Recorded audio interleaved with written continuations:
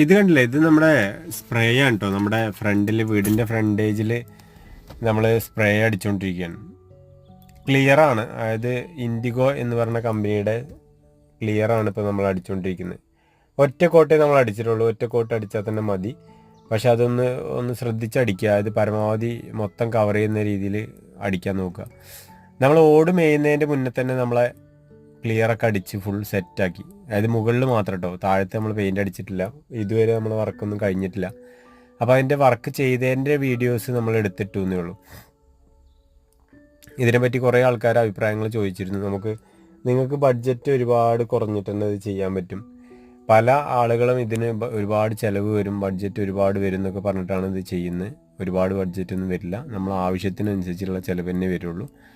എനിക്ക് നമ്മുടെ തേക്കുന്നതിനേക്കാൾ ലാഭത്തിൽ ഞാനിത് ചെയ്തിട്ടുണ്ട്. അതിൻ്റെ ഫുൾ വീഡിയോ നമ്മുടെ ചാനലുണ്ട്. താങ്ക്